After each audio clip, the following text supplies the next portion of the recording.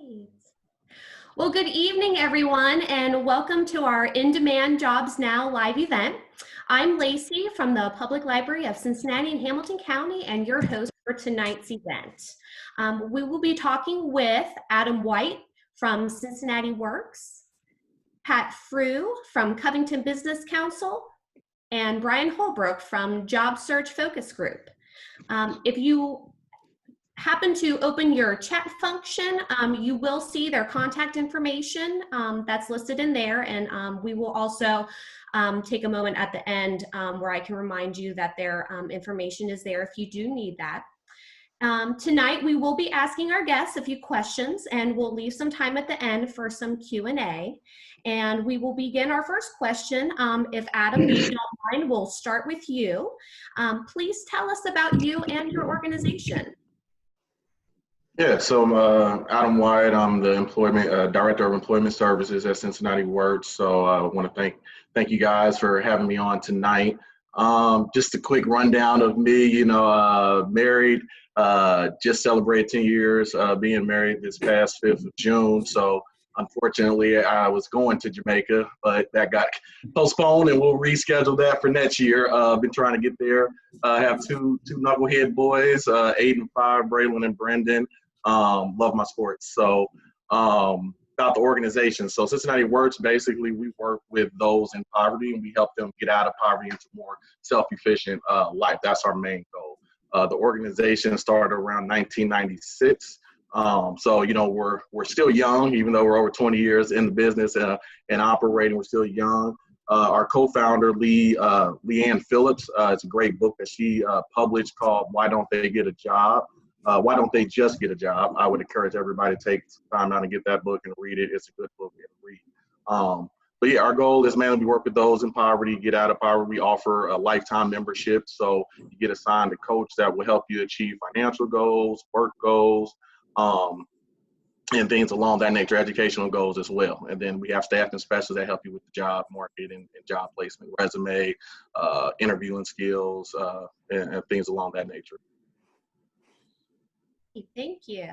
Pat, would you like to go next?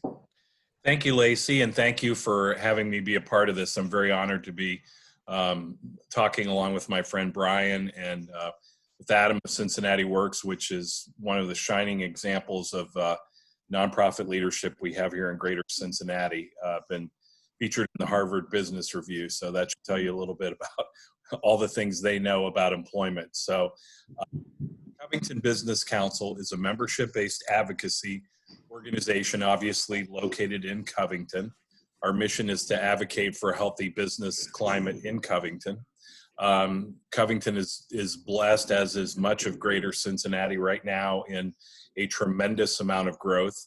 In our central business district and surrounding business districts in Covington, we have 4 of them. We have seen in the last 8 years investment of about $500 million. So a lot of the growth that's happened in downtown Cincinnati and in over the Rhine has spread to the southern shores of the Ohio River as well. So the Business Council itself, we have about 400 members. I'm getting ready to celebrate my 10th anniversary there. When I started, we had 130 member companies. Now we have 400, and that's a lot of that has to do with my board, as well as a lot of the great organizations that have moved their businesses to Covington. One interesting note, too, is that since March 1st, essentially since the COVID scare began, Covington has actually added over 1,000 jobs, both in terms of companies moving to Covington, as well as existing companies expanding in Covington. So we're very blessed with a lot of the growth there. The city has done a great job, and so I'm excited to talk about some of the instances of what our businesses are doing as we recover from COVID and where the jobs may be placed. So again, it's my pleasure to be part of the discussion tonight. Great, wonderful, thank you. Brian, would you like to tell us about yourself and your organization?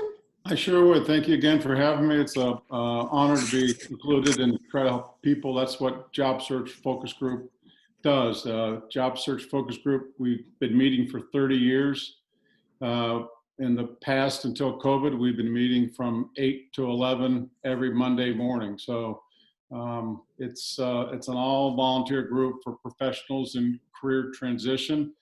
And the whole premise of it is 85% of jobs, or a good number of jobs, are found through networking, and a good number of jobs are not posted. So people get together and they help each other. I want to work here. Well, I know somebody that works there. I heard a job here. That's not for me, but how about you? So it's a very open exchange type group, and we generally have 60 people every Monday morning. And there's a new member orientation from 8 to 9, and 9 to 10 is a general session, just kind of help people, what's working for you, what's not working, how can I help you.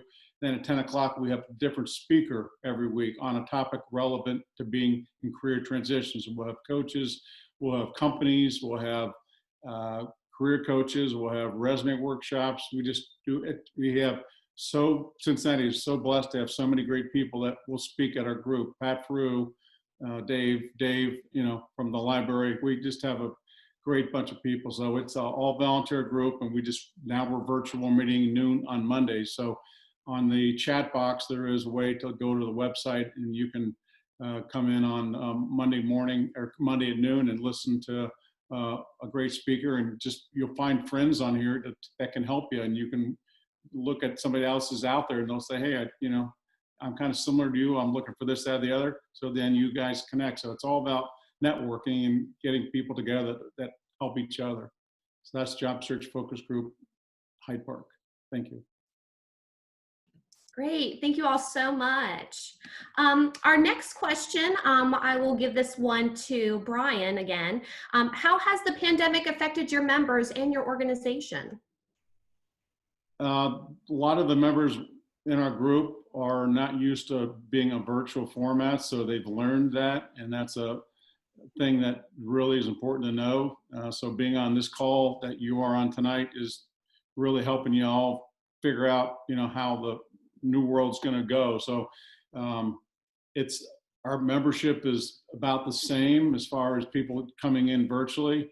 Some of our group, they're kind of hesitant to do a virtual. They want to do the old meet in person, but that's not the way, so we're kind of challenging people to change a little bit as far as how they find jobs. Now, again, that's before you would find jobs maybe more by talking to somebody that's sitting at a table next to you or somebody at a networking event. Now you can't do it that way. Now you got to find a different way to do it. You got to find out maybe who else is on that chat, and then or go to my LinkedIn connection, go to Pat's LinkedIn connection or whatever, and disconnect with them, and then maybe they know somebody that can help you. So it's all a big puzzle, but this is just the new piece that we all need to try to figure out. So that's the reason we're having this virtual talk, because we can't go in person anymore. So we got to go with the flow and do what makes sense, in the job market today. And companies are, doing Skype and Ring Central and Zoom and all these other kind of calls. So it's a good way for you to get familiar with the different formats. So that's kind of what we're doing. We're introducing new options and ideas to our people that, normally would do an in-person type meeting. You just can't do that right now. So we're trying to challenge everybody in the group. Yes, So. absolutely. Adam, how has the pandemic affected your members in your organization? Yeah, so similar to Brian, like the big issue is the technology gap. I think a lot of companies, everybody's realized there's a huge technology gap. It has nothing to do with those in poverty, even, up in the middle class. People don't even have a computer in their house still today, which, me, my being a millennial myself, I was even blown by that, to think like, people not everyone has a computer. So our members are just struggling, with getting the technology. It's interesting because we serve such a large group of young to, I don't call them elders, I say more wiser for my elders is the way I like to say, seasoned people, just getting them on like Duo, like Brian said, all the different platforms. So, the great thing, Cincinnati Works, we had teams, we were ready to roll on our side, but we had to get those things that were ready for our members. So we're on Zoom, we're on Google Meet, using those virtual platforms to do our one-on-ones with our members. So even when we're doing our coaches are meeting with them and talking about their goals and checking on them, they're doing it over the computer. My staffing specialists, they're actually having people pull up their Duo and their Zoom and helping them fill out a job application over virtually doing that. You know, we're practicing virtual interviewing. Dave at the library just helped us pull off an event with the Children's Museum, who unfortunately had to lay off 175 workers. We put together a small event there with resume building and interviewing skills, and they did a virtual job fair. So the big thing has just been that tech issue that everybody's dealing with. Either people don't have it, they don't have the skills and know how to use it, and don't feel comfortable. So you know, that's just a big thing. You know, we're doing our intake virtually now. We were going to open just this past Monday, but then we had the spike with COVID. So now, you know, we're reshuffling and figuring out how to do that. We're talking about going more remotely and setting up a similar event we did at the museum, at the library, outside, in parks, things about that to be actively in the community. So it's just really, I would say the big thing that is the effect is the technology, you know, and making sure everybody has access to that. Yes, that's so very true. You're right. Pat, how about you? How's the pandemic affected your members in your organization? Well, obviously, technology can be a barrier for some people. And since Adam and Brian deal with the job seekers and our focus group is more companies, let me kind of attack it from that perspective. I know during the pandemic, a lot of our members, which are companies, which are not individuals necessarily, they are more focused on how do I treat my employees well? How do I get the funding that I need to keep our organization alive so people have a job to come back to if they want to come back to that organization. I also think, from what I've noticed, that some of our members in some companies are kind of reevaluating what they need in employees, the types of skill sets that they have. You know, being nimble is a term that kind of gets overused in a situation like this, but is the workforce I have now going to be the workforce I need moving forward, when there are a lot of questions about what that environment is going to look like? So those are some of the issues that some of our members have been dealing with. Absolutely. For our next question, I'll hand this one over to Adam. What existing jobs are currently available and have become more in demand because of COVID-19? Yeah, definitely. I think we're, you know, well into it now that we know those essential jobs are hot jobs right now. So, you know, you got the manufacturing jobs, the cleaning jobs, driving opportunities that popped up, you know, for us with companies needing more drivers to take on those type of style roles. You know, it's funny because I also say, again, being a millennial, those skills where it was more labor intensive or certified skills that you needed, those specialized skills, and not that college education, are, to me, are the ones that are now popping back up in the high end need, where we need those people, because that was a dying, phasing out right now because we were going such heavily technology. But you see a resurface now in those that is not so much, you know, yes, we need the tech people on that, but there's a lot of other opportunities in those more specialized skilled positions that we could call entry level or mid-entry, you know, a little bit more mid-level positions that people can get into now.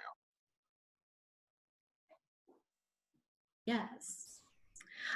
Brian, how about you? What existing jobs are currently available and have become more in demand because of COVID-19? Well, certainly the IT, manufacturing, and services, those are the big buzzwords. So that's, if you're in those three spaces, you're doing great. You know, just not the hospitality or the travel type, or, you know, that automobile and, you know, industry type. So it's just the, you know, the manufacturing, IT, and any service. I mean, services, you know, packaging, operations is big because Amazon is moving packages, you know, all across the area. So, you know, there's big hiring going on at, you know, on Amazon. So again, that's manufacturing, but it also is customer service. So if those are four sandboxes, I definitely would, you know, if there's other people that we deal with, they're in different, that's kind of where they're gravitating to, because that's where the jobs and the opportunities are. So you get to kind of just start looking there and get your resume kind of geared into what transferable skills do you have to put into that.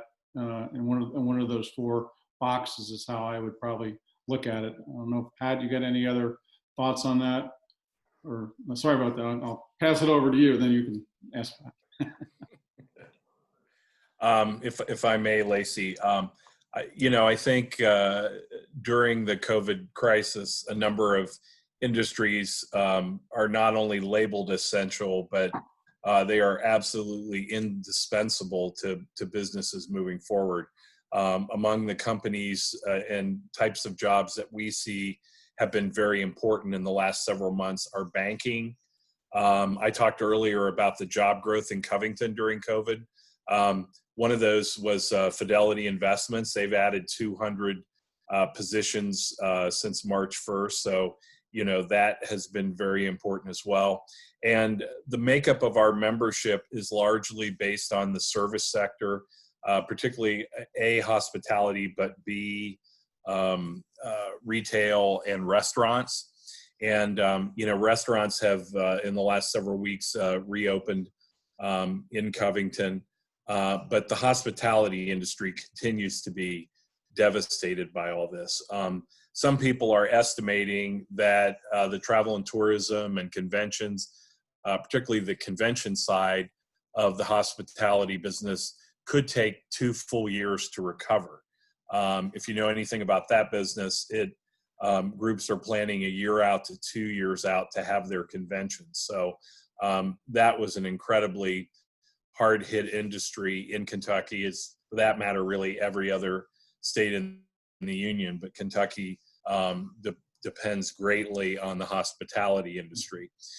So those are some of the areas where, this has been affected. And another issue is the whole compensation that our government has generously given people out of work.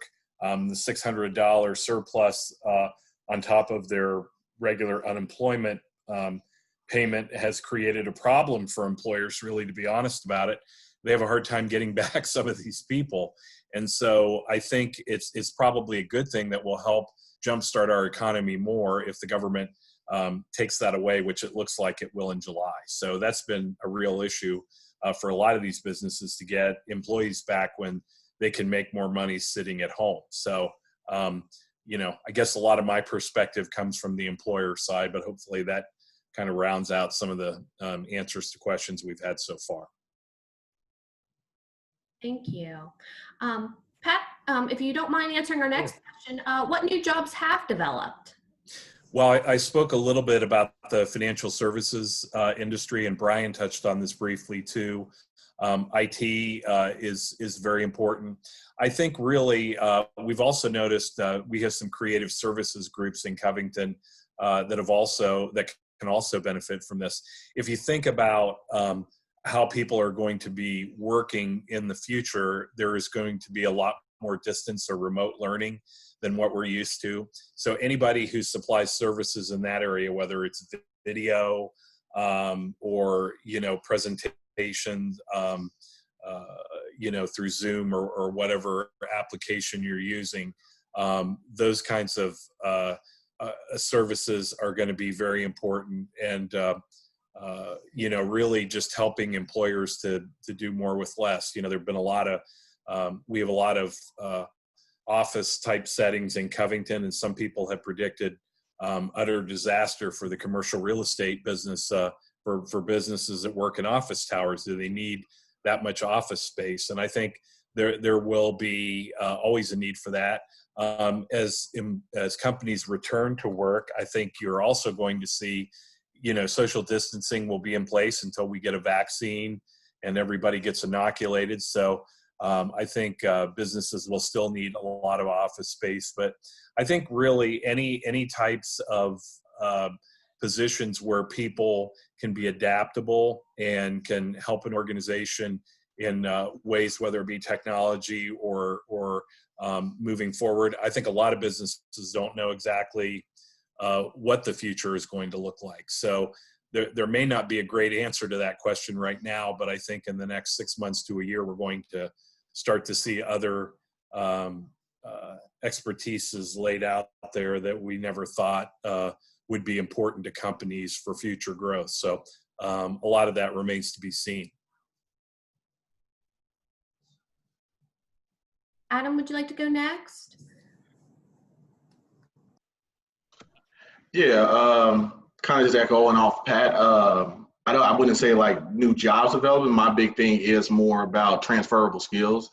I think people just really need to look at what skills they have been doing in the past, and just because you've been in a certain type of industry doesn't mean you can't right now jump over to another industry. Is more about what skills do you have. So skills for as teamwork, like Pat said, do you have the technology skills, being adaptable, because you have to be able to pivot very quickly with the way organizations are going to move now. So, I know change isn't easy. A lot of people struggle with change, and that's what we're in, a big, massive change right now. So, I feel if you have those transferable skills, looking at your resume, looking at what you've done, thinking about past jobs that you might have not wanted to go into, but you didn't go into just because, you had the current job you had before this pandemic started. I would go back and look at those and really just base it off of your transferable skills and personal interests, and just knowing that you need to be adaptable and be able to pivot very quickly to make it in our new changing world. How about you, Brian? Yeah, I want to play right off Adam because he was right on. And adaptability, flexibility, transferable skills. You have to just, try stuff that maybe you hadn't not used to. You have to be willing to, just think outside the box and kind of just, just do something maybe maybe this is a good opportunity to do something that you maybe want to do. But, if you got a skill in digital or operations, because people and services are always going to keep moving. So I think the main thing is just figure out what you want to do and then go after it, and just really, really be passionate, and just let a potential employer know that you're all in, and you really want to help, and you want to learn, and you have a record or track record of responsibility and doing good work, and basically just that you can do it, and you'll be I'll be good to you. I'll take care of you. I'll work hard. I'll be on time. It's all about personal responsibility. And if you could, show that to an employer, they're all in. If you're, conscientious and you care and you're dependable, they'll find a place for you. But that's, I agree. Just IT and, manufacturing and operations, and boy, that, digital again, just like this platform tonight. It's the behind the scenes, couple of people putting this on in the behind the scenes. There's a lot going on, and with everybody a lot of people working remote, there needs somebody to be in the background, making sure it all comes off like the three of you are tonight. So that's my take on that. But I'm just going back on Adam and Pat. We're all, hearing the same type things that need to be done to be, to go forward.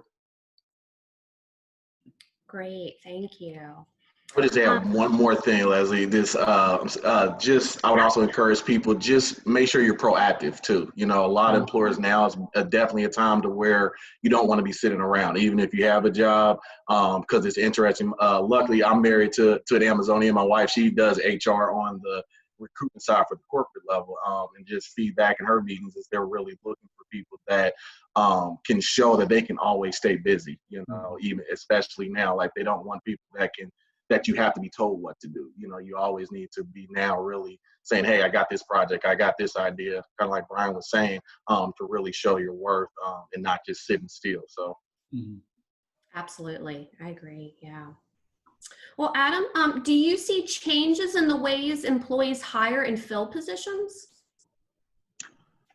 I think the big one, again, we go back to that transfer still, they're going to start focusing, I feel, more on those skills. I think there was the big push, obviously, education before this thing was the biggest thing. Go to college was the big push, get that degree, the secondary degree, your master's, if you can get a doctorate, is great. Now it's really about what skills do you have? What, interns have you done? Do interns for my young people. Definitely get into as many interns as you can, and get valuable work experience. For us, those that have been in the workplace, make sure again, the transferable skills. And then this technology, everybody's going to have to get comfortable with doing interviews like we're doing tonight.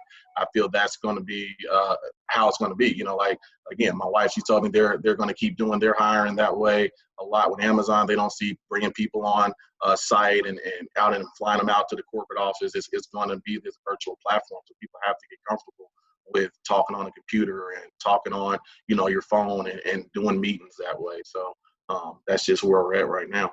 And I think employers are going to stay that way. They're getting comfortable with it and they like it too. So. Yes. Pat, what do you think? It's interesting because typically in the pace of an economy, we tend to look at it depending on how the economy is, whether it's a weak economy or a strong economy. For instance, when we have a weak economy, we say that employees may have the upper hand because it may be more difficult for employers to find quality people, and vice versa. It can be more of an employer's market if and I may have misspoke there. Let me start again.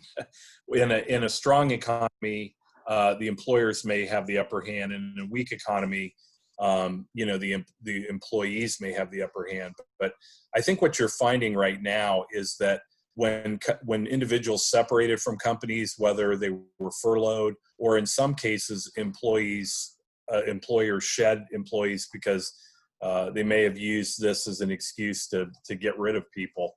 I think in this new economy, what you're going to see is people are going to be choosy, and they're going to say, I really wasn't fulfilled in that job. It wasn't being used properly. And it took this whole hysteria over COVID-19 to open their eyes to see, I think I can do better. I want to do something else. So by the same token, I think employers kind of looked at who they had and decided, are these the people that I need moving forward? Kind of what I intimated earlier. So I think it's going to be very interesting coming out of this. I think some people will be loyal to their company, as Brian said, and want to go back there. But other people may say, I think there might be greener pastures somewhere else. So I think COVID kind of creates an environment where it can be an employer and an employee market, and both may be testing the waters, which, as I said earlier, I think even though employers think they know what they need moving forward, no one is certain what the economy is going to look like moving forward and what it's going to take to attract customers to your company the way it was before this. And some companies have pivoted during COVID to create new product lines that they never thought they were ever going to create before. So hand sanitizers for microbreweries and places like that. Whoever thought that was going to happen before? And it has happened now. So I guess what I'm saying in summing it up is I think it can be an employer and an employee market moving forward. It takes something like this that happens only once every 3 generations to create this environment where no one knows for sure who holds the cards moving forward, the companies or the employees. Very good point. Yeah, I agree. Yeah. Brian, what changes do you see? I just think, again, people have options and employers have options. So what I see is just whoever you are, whatever you want to do, be passionate about it and go after it, and let that prospective employer know what your skill set is and why you would be a good employee and what you want to do. It's any business relationship, any job, it's got to be a win-win. If somebody's got the something on you that's not right, you need to go on. So we were in a gig economy going into the COVID issue. Now we're even more of a gig economy. So if it's not a problem. People change jobs now every 4 years. That's kind of the number. And I was with 2 companies in 35 years prior to retiring and getting into my job search business. So the bottom line is, everybody's a little more freer to do what they want to do, and working remote has also given a lot more people options. It's very fun. I was talking to a company here in town, downtown, a creative agency, and they had a hard time recruiting employees from New York and Chicago. Now, they're fine. They come in once a month on a Wednesday and a Thursday and they do their staff meeting. So it's a win-win situation. So people don't have to move. So I mean, what Pat said, I mean, it's just, you just have to be passionate about what you do and just get your skill sets. If there are other ways to get your skill sets up too. And there's a lot of free Zoom calls and Ring Central calls and webinars. If you're looking for another opportunity, just listen into groups like this, or the, AMA has meetings, the Covington Business Council, North Kentucky Accountability Group has a Wednesday morning session with about 100 people that get in on that. So there's Cincinnati Business Courier, the Gehring Center, all these groups where you normally needed to pay to listen in on a talk like this, you can get in on, for free, and you just kind of pick up some information and you start to build some confidence about who you are and maybe what you want to do by hearing what people say, and then it'll give you a little more. So I think, the technology piece has really been a good thing to come out of the COVID experience that we've been fighting over the last 4 months. Great, thank you. Pat, what is your outlook ahead? New industries emerging, new types of particular jobs? Yeah, I think we've kind of covered this with some of the questions, but I think that moving forward, employers are going to be looking at where their opportunities for business growth exist. They're going to be looking at to use a Jim Collins quote in Good to Great, who's on the bus? Are these the people that we need moving forward? And I think employees are also looking at, where are the opportunities within, the organization. I think, for employees deciding whether they are going to stay where they have been or move on, it's kind of a two-way communication thing. Both Adam and Brian have talked about how it's incumbent upon employees to communicate with their employer during this. But also I think it creates an opportunity for them to see how the employer has been communicating with them. What is it, a two-way street? Do they feel a level of trust? For many people in the generation before ours, people had jobs for life. As Brian talked about, he was very fortunate to work his career predominantly at two places, and that doesn't really happen anymore. So there's, in the sense of employees, they have felt, that trust has been broken in the last 10 to 20 years, and that sense of loyalty is not there. So I think moving forward, employees will look at that and will, look for ways that, to reevaluate their career path and use some of these resources that exist and through some of these support groups that Brian talked about, and also the great resources that the library has. I know on both sides of the river, the library system has a lot of great resources and tools that they can use. So I think, that's what it's going to look like moving forward in terms of, employees kind of looking out for their own career and kind of using this opportunity to put their hands on that and to have greater control over where they're going to be. And employers are certainly doing the same thing as they look at, whether they have the right components in their team moving forward. Yes, absolutely. Brian, what is your outlook ahead? Positive and very encouraged, because I think people want to be productive. They want to work for somebody that appreciates them, and vice versa. And people really want to work for companies where they have a good feel for who they're working for. You don't work for a Procter & Gamble, you don't work for GE, you don't work for Kroger, you work for a person, and that's the relationship that you have with that person. So that's, when you're out looking for a new opportunity, you really want to make sure you're really comfortable with that person that you work with. And again, the resources out there now to find new opportunities are immense. And the public library of Hamilton County, I know Dave Siders over there does a fabulous job just getting the word out about the library. There's so many resources there. He comes to our job search focus group meeting, and they'll just go over the whole how you can use the library on your skill on your job search. It'll give you the name of the company you want to work for, and give you really dial you into what you should be doing. So they're great down there to help you on one-on-ones, and they're there to help. And just again, that's in the past, you just didn't really, everything was more, you went in and checked the book out, but now you can find out everything. And the library in Cincinnati is one of the biggest and best in the country. So a lot of people don't even know that. So if they just use the resources that are available to them, like the different groups. And Cincinnati is a very giving, caring city, and everybody's trying to help everybody. So I think my message is to keep reaching out and keep, touching base with people, because everybody's willing to help you. But again, just going forward, I would just say, just be passionate about what you do.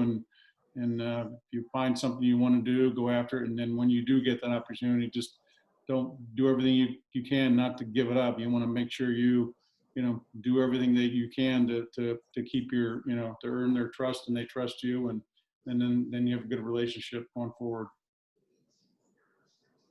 Great, great. Thank you so much. Adam, what is your outlook ahead? I echo Brian. I'm an optimistic person, so definitely a positive outlook. I feel that's all we can do in life anyways. You got to be positive. So I'm going to say I see it as being slow. I think one thing job seekers and all those have to keep in mind is, with this pandemic, companies they had a plan for what turnover was going to be, and now turnover isn't what they were projected it to be. So, people aren't exiting jobs that have jobs right now. So that turn is something employers have to consider. So I would tell, people it's going to be slow. Definitely. I feel I'm excited about those that have the technology skills. And I think we jumped ahead already 10, maybe 20 years and having to be start that mode of more technology. So I'm not a huge techo guy, but I just love my gadgets. So, I'm excited about that. That's one thing I'm excited about, to see what comes out of that industry and all the right people we have here in our country that can push that forward. The other thing, just new particular jobs, again, I'll just keep saying it's going to be that technology wave. Those that have those different skills in that department, that's where I would encourage everybody, to go there and see if you can jump on that wave, jump on it, and then, you got the manufacturers and operations things, but definitely get in on the tech if you can. I don't really feel like saying anything merging, for new industries. It's just, we're just going to see how this tech wave, goes. Great, thank you. Our last question, I'll hand this one over to Brian. What advice can you give to current job seekers? I would just say to challenge yourself and get out of the zone that you're in, and open up the alphabet. Just don't look from A to G, look from A to Z. Just you gotta be out there. Nobody's gonna knock on your door and say they have a job for you. You gotta go pound the doors and just talk to somebody and just let them know who you are, what you stand for, and that you will be a good worker and responsible worker. So that's my advice. Just you can't sit still. You have to go out there. Everybody's got a great skill and a talent, and everybody on this call that's listening in tonight, somebody needs you, but they don't know that you're listening in on this forum tonight. But you need to find those people out there in this community that are passionate like you are. You wouldn't be taking your time to sit in on this meeting tonight if you weren't passionate about what you do and what you stand for. So just believe in yourself, and then just start. Maybe I always say, make a list. That's how you get things done. And these are 10 companies you want to work for, Kroger or Western Southern Life or whatever company it may be. And then just, if you have a list, then find people that maybe work there. It's like, if you're going to drive to Florida, you just don't, start driving. You don't, you got to get down there somehow. You just can't go. You would never end up in the right place. So you have to have a plan. And I always say, in a job search, as in life, a bad plan is better than no plan at all. So just have 10 companies, that you want to work for that, then you can Google them and check them out and see what they're like. And, they have reviews on them. And I also would say definitely, if you're not on LinkedIn, get involved with LinkedIn. LinkedIn is it's the business networking thing. So you really aren't relevant in a job search until you're on LinkedIn. So if anybody out there needs help on getting, connected on LinkedIn, I'd be happy to talk with you on one-on-one. And, my connection, my LinkedIn information is on there, and it's really, I guess, just be passionate and be positive, and, good things happen to good people. So as long as you're, being purposeful and you're trying to do the right thing, you will be blessed. You just can't, you got to take control. I think Pat mentioned that as well. You got to, take control of your destiny, and nobody's going to do it for you. So you got to go out and do it yourself. You have a lot of people helping you, but you got to, steer the ship to some degree. So take the initiative, and you'll be fine. Keep the faith. Yeah. Absolutely. Thanks, Brian. Pat, what advice do you have? Something, and Brian was actually on a chat we had through the American Marketing Association Job Transition Group, which I'll talk a little bit about a little later. But, and we were talking about what a great opportunity to reach out and talk to influencers now. One of the opportunities that's happened because of COVID is that, quite honestly, a lot of very important, influential people who you may have had a problem trying to connect with and get an informational meeting with before COVID-19, a lot of those folks, their schedules have been greatly altered. Some might even use the verb cratered. They have a lot more free time on their hand than they used to, and they might be more willing to meet or to at least talk on the phone, if not with a visual chat with individuals seeking to get in a particular industry. So if you have influencers that you can create on your target list to go talk to, who can help to open doors for you or to at least educate you about opportunities that may be available in an industry that you're either new to or don't have many connections with, there is an opportunity to meet with those people now like never before, because those people have a little more discretionary time where they can afford to talk to you for 10 or 15 minutes on the phone, if not longer. So I would take advantage of that. Even though we are slowly returning to people going back to work and in the office for longer periods, people still do have some freedom in their schedules that they've never had before. So take advantage of that if you're a job seeker. Great. Thank you so much, Pat. Adam, what advice do you have? Definitely, I'm more aligned with Brian. Pat gave some great advice. Just LinkedIn. Everybody right now definitely needs to get on LinkedIn and create that profile and start networking on there. You got to do that. After that, take advantage of Dave is on the call at the library. The library has so many free resources, so you can't be free. and on that, go down to the library there and check out all the resources down there, from videos and different things that you can get access to from just logging in at the library. The other thing is, as Brian said, it's change, and so it was a quote I heard from someone said, "There's no comfort in your growth zone and no growth in your comfort zone." So you just gotta get out there, like Brian's saying.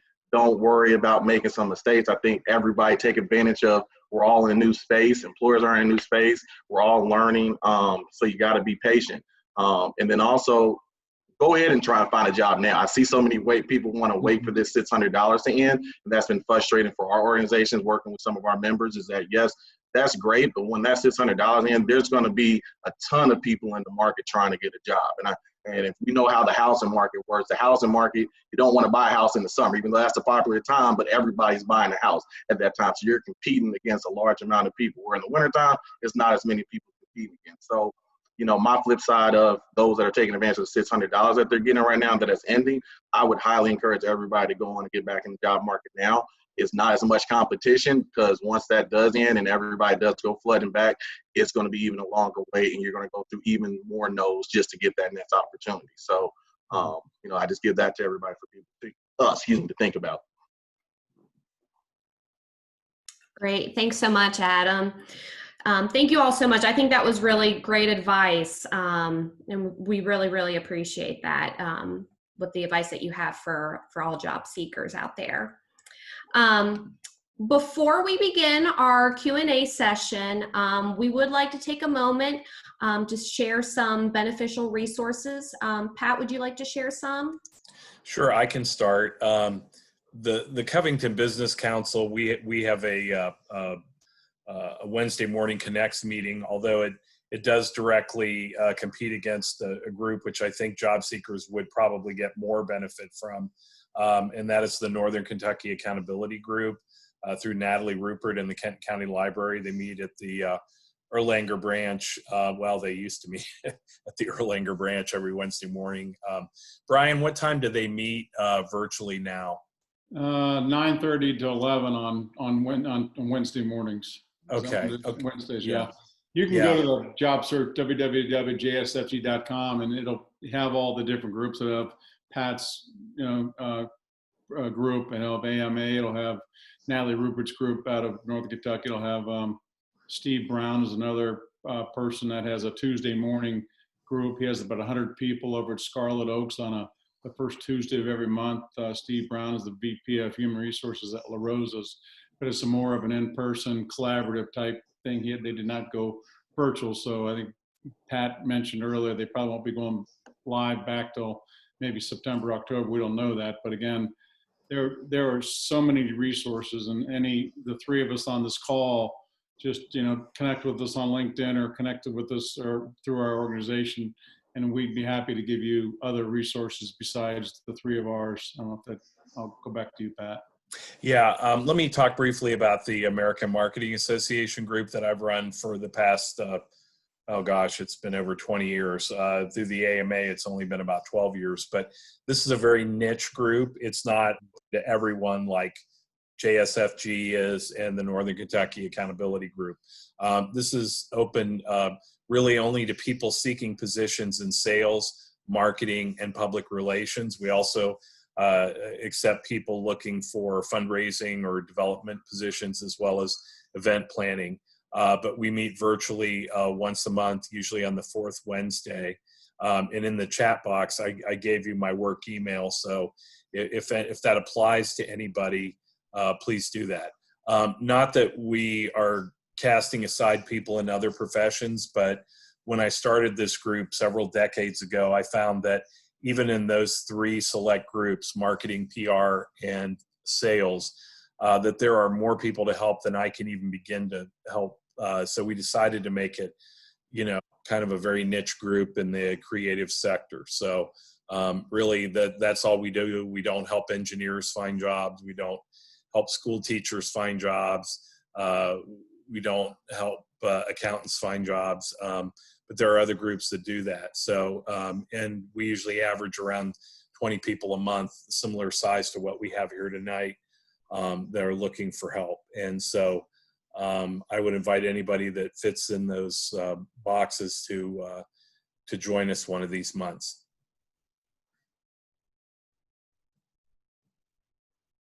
Thank you. Adam, Brian, did you have anything else to add? The only thing I would say, there's a good site if you want to check out for just with careers. It's ONET. It's a good online source to go where it gives you a lot of breakdowns if you want to research careers and hear more, but read more about the outlook. I would definitely encourage people to check that website out. It's ONET, and it's a good resource to just look into for a career outlook in different industries. And I believe that's accessible through the library. Is that correct? Is that ONET, the library? That's where you can connect it through there.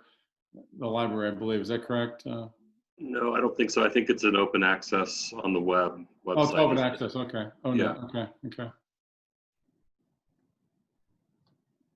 I did add other resources. Hi, I'm David from the Public Library. In our, pardon me, in our chat, I had linked or suggested some other resources from the library as well. Thank you. Yes, great. Thank you guys so very much. We will go ahead and begin our Q&A.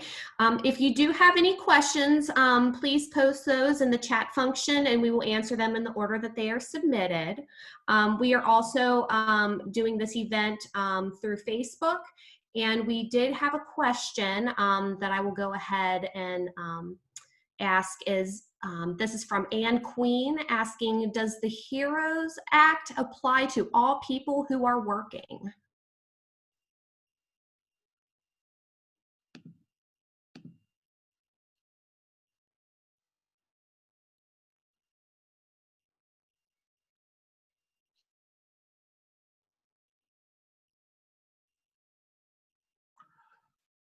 Believe yes, for as with those that are working, second stimulus check. So I I don't want to speak too much because it's dealing right with that second stimulus, but yeah, it would be around those that are working for us. My basic understanding with that coming out, if we do the second, it's going to be similar to what qualifications we have with this first go around. So I don't want to speak more on it because I don't have all all my information. If you do want, I would encourage that person to contact us. We have financial advice. I don't want to say advisor, but coaches.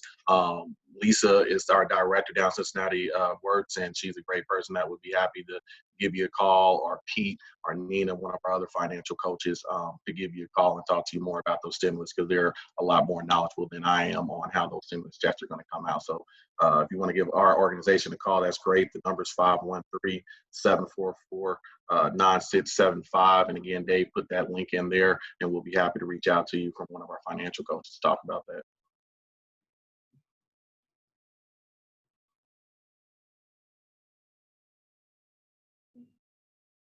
We currently don't have any other questions as of right now, but we can take a minute or two if anybody does have any questions that they're trying to type into the chat. David, did you want to talk about the library a little bit, the resources that that you offer down there, because they are immense, and we touched on it, but we don't know all the things that you do. So maybe if you could let the group know. Thank you, Brian. And I just want to take a moment to thank the three of you, Adam, Brian, and Pat, for your amazing contributions to our communities across the region. You each have different focuses in ways, and it was just great to hear all the great work that you do for our communities, including the hopeful, inspirational outlook as we're all going through a very difficult time. And thank you to Lacey for moderating this discussion, and to Austin, our social media specialist, for making the technology work tonight. Thank you everyone for joining us. I put some helpful resources in our chat, but I think the most important thing to point out that our Public Library of Cincinnati and Hamilton County does is we have My Librarian appointments, and we've actually continued that service the minute we closed our doors for the stay at home and stay safe orders. We have had our call center open and these My Librarian appointments since day one of the pandemic in terms of closing our buildings. For My Librarian appointment, it's a free half-hour appointment that is customized to your needs. It can really be to connect you to any resources for any kinds of questions or needs, but prevalent through this has been job seekers calling, and our staff with expertise has helped people complete a job application online over the phone. We're doing chat services also, but simply call us at 513-369-6900, and I did put that phone number in the chat, and we will set up an appointment. We have an adult learning center at Main Library that has a number of staff members that have helped people with job searches, and very importantly, filing that unemployment paperwork. As Adam was mentioning, there are complications with these CARES Acts and the HEROES Act and all that. Our staff works to find the answers, and we've helped a large number of people, file for unemployment and answer questions about that, in addition to the job searching. So you can count on your library to get a customized appointment. Quickly, go to our website at cincinnatilibrary.org and look at eBranch near the top of the page. Many of you might use that service for your downloadable ebooks and e-audiobooks and streaming movies. And of course, during this stressful time, we do want to point out we have so many resources for entertainment and relaxation and all that, so we can all just take a moment and take care of ourselves. But in the e-learning section of that webpage, we have the career transitions database that has 2 resume builders that are really wildly popular with folks, all kinds of job seekers. One is a more basic, and it's a fill in the box resume, and you enter all of your data and it completes a finished product that looks great. There's a new, more advanced option, but importantly in that database, there's a whole section on example resumes, example cover letters, customized for all kinds of fields. I know for me, when you have to write something from scratch, you get that writer's block. There are all kinds of pre-made templates, and they're all based on by field or career path, but entry level, mid-level experience, or very experienced. So you can customize, like we've been talking tonight. Many people may be looking back at careers or work they've done, like Adam was saying, but wanting to kind of change and adapt. Well, these sample letters and sample resumes give you ways to word and describe your past experience and what you're looking for in the future. So career transitions, it's a free database. There's a job search now, job help now database that's very helpful. And then if you're looking to hone in and develop your skills, lynda.com is just awesome across the board. All kinds of subject areas, but there's career development. There's kind of a focus on building your social skills and adapting and embracing diversity and inclusion in the workplace. There are a number of newer videos on those that are very insightful and helpful on building an inclusive workplace, and other career development options there. Treehouse is an incredible IT support database that hones in on coding, IT, and web development skills. And there are several more. Universal Class is a great one that helps you prepare for all kinds of certification, testing, and degrees. And that Universal Class also has, no, the other one is Testing and Education Resource Center. If you're looking to be an EMT or any other kind of certified healthcare field, IT fields, they have test books, full text online. This database has the full text online to prepare you for the certification test, and many times videos that help you prepare for the certification test. So I'll stop there, but definitely check out cincinnatilibrary.org and the e-learning on our website. Great. Thank you so much, David. Before we end, Tina did have a question of if we could address the work from home surge and if it's just temporary or worth trying to change to from an office job. If anyone would like to take that one.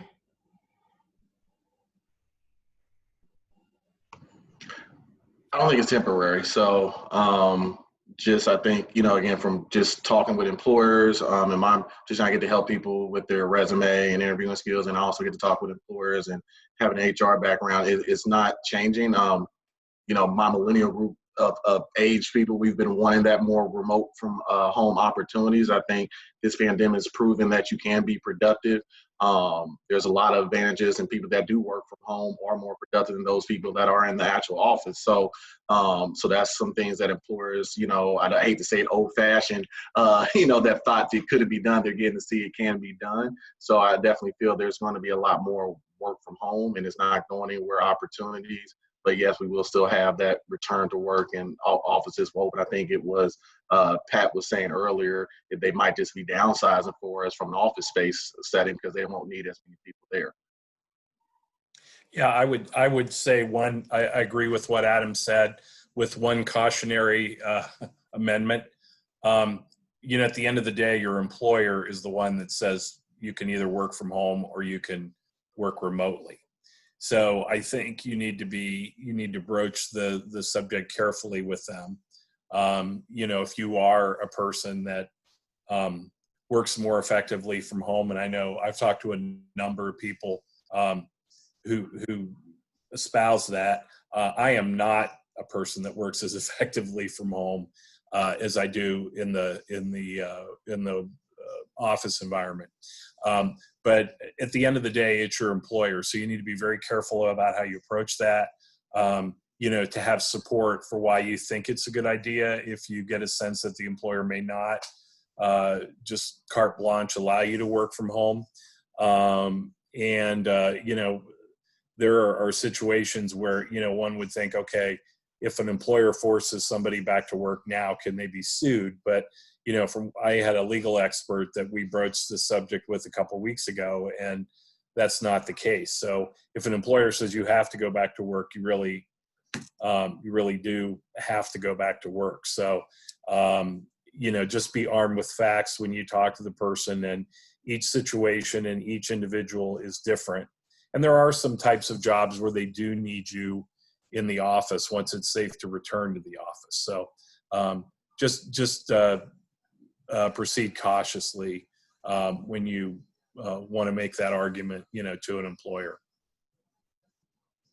Yeah, I'm not going to say anything different because that's all so true. Again, it's just you have to have that relationship and trust with your employer, and some people, can work well remote. Some people need to be in an office, and there just depends on the job. There's certain jobs where you have to be there. If you're healthcare or whatever it may be, or manufacturing, or IT, you can't do a lot of these jobs. You got to be there. So you just have to really know who you are and know who you're working for, and again, you are an employee of them. They're paying you good money to do the job, so they're not going to pay you if you're not getting the work done. So if you can prove to them that, I would say that first 6 months is very, very key.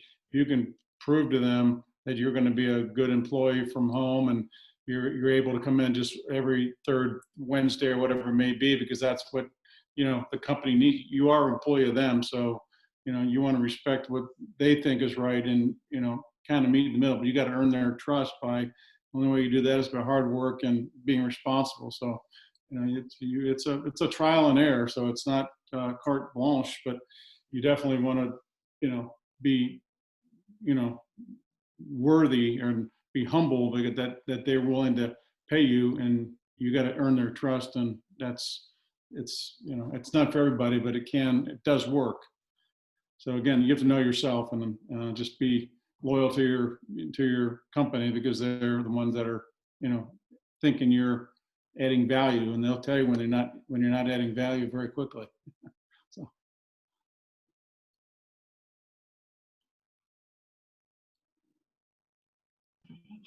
We did have another question. This is saying, can you speak to the career transition for those of us changing paths? You spoke to look outside of the roles we have currently been in. Do you think employers will look past the label of the last job? And I know you spoke to the fact of putting forward your best skills. Yeah, I'll at least begin to try to answer that. I think if it's in a profession that is different from what you're doing now, then you need to make the case for how you have transferable skills that can work in this new role. So, another effective way to kind of change industries is, again, to seek out influencers in those industries where you're seeking to make a name for yourself, and developing relationships with them, whether they have a job at their particular companies. But again, there are people that do hold sway with others, and they are influencers. And if you can get those people beside you, they could be helpful in terms of talking to people in that industry who may be looking for people, in that area. So again, you have to have transferable skills, and you need to make connections with people who can influence the decision making in that particular industry. Yeah, I agree that companies, employers will look past, what you did in the past, if it's, you can add value. Whenever you talk to a prospective company or person, they're not looking to hire a person unless they can add value. So whenever you're talking to a potential client or customer or somebody, just basically, if you can add value, they're going to bring you on. If you're just going to do a job like anybody else, they're probably not going to hire you. So always be thinking, what can I do to add value? And if you can add value, if you prove that you added value at the last job, if you have a history of getting things done, you're probably going to be, because nobody that went to school, maybe except for a doctor, did what they went to school to do. It's just so general. I mean, there's nobody that goes to a school, and there's no job posting that is perfect about who you are. But if you got a history of, good responsibility, work ethic, and responsibility, you probably have transferable skills you picked up along the way. So I think it's not a problem to shuffle careers, and people, in a 40-year working career, people have been with 10 different companies, and that means they've been in 40 different roles. So it's crazy. Nobody does one job very long. You jump to here, you go to marketing, you go to sales, you go to IT, so it's just, as long as you're nimble and quick and you prove your worth and you can add value, you'll do fine. But it's not a problem jumping careers or moving, looking at whatever you did in the past doesn't mean that. Rip off that rearview mirror and find out what you want to do and go after it and be passionate. Yeah, I would say just when we talk about those transferable skills, take a look at what skills you have that are related in customer service, so you can show an employer your customer service side skills. So look at your past jobs and what skills you have in that. What skills do you have that show you're a team player for us in your past jobs? What projects you did to where you were innovative and contribute to the company, so you can show the company that you're an outside thinker. So those are things, 3 things that I would go over your resume or go over your past work experiences and focus on right now. It's just, again, your customer service, projects, team, and just those values that you've brought to the company in your past jobs. And then, look at what other opportunities are out there that will focus on those for you to drive your new career change and path. Great. Thank you all so very much. We'll go ahead. We'll end our event at this point. I really do appreciate you guys joining us tonight and answering our questions.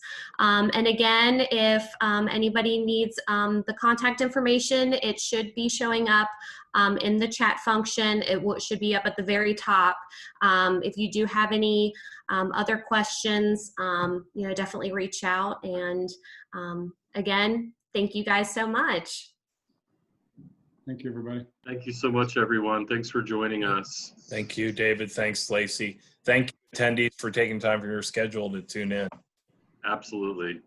Have a good evening, everyone. Thank you. Have a good night. Well, good night, everyone.